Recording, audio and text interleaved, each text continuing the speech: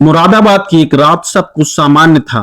लोग अपने घरों में थे, गलियां शांत थीं, लेकिन किसी को अंदाजा नहीं था कि कुछ ही घंटे में एक परिवार हमेशा के लिए उजड़ जाएगा।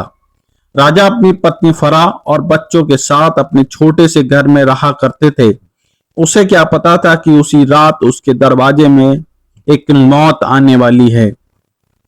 कहानी शुरू हुई पैसों के विवाद से। करीब एक साल पहले राजा ने फहीम, आरिफ और नवाब से एक प्लाट खरीदा था, जिसकी कुछ रकम अभी बाकी थी। 19 अप्रैल को फहीम अपने पैसे मांगने राजा के पास पहुंचा, लेकिन बात इतनी बढ़ गई कि दोनों में झगड़ा हो गया। राजा ने गुस्से में फहीम पर हमला कर दिया। ईंट लगने से फहीम का सिर फट गया, हाथ घायल हो गया और उसे अस्पताल में भर्ती कराना पड़ा। अस्पताल के बेड पर लेटा दर्द में फहीम, लेकिन उसके दिल में दर्द से ज्यादा बदले की आग जल रही थी। तभी उसका बेटा फरजंद वहां पहुंचा। बेटे की देखते ही फहीम ने कहा, तेरे जैसा जवान बेटे का होने का क्या फायदा? अगर तू मेरे अपमान का बदला नहीं ले सकता तो मुझे अपना मुंह मत दिखाना। ये शब्द सिर्फ गुस्से के नहीं थे, ये दो जिंदगियों की अंत की शुरुआत थी। पिता की बेइज्जती का बदला लेने की ठान चुका फरजंद अपने चचेरे भाई और दोस्तों के साथ निकला और फिर सोमवार रात राजा और उसकी पत्नी फरा पर हमला कर दिया। कुछ ही पलों में घर चीखों से भर गया और दोनों की जान ले ली गई।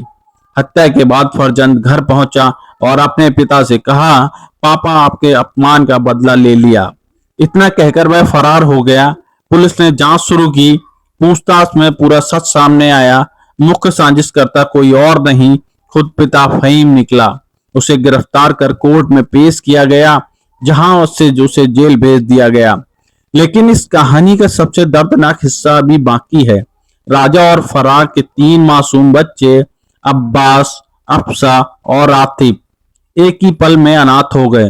छोटा अब्बास बुखार में तप रहा है, बार बार अपनी मां को पुकार रहा है और बाकी दोनों बच्चे रोते रोते चुप हो जाते हैं। अब वो अपनी दादी की गोद में हैं, लेकिन माँ बाप की कमी कौन पूरी करेगा? एक प्लाट का विवाद, कुछ हजार रुपए और पल भर में का गुस्सा 2 जाने ले गया। 3 बच्चों का बचपन छिन गया और कई घरों में उम्र भर का मातम छोड़ गया। याद रखिए, गुस्से में लिया गया फैसला अक्सर पूरी जिंदगी बर्बाद कर देता है।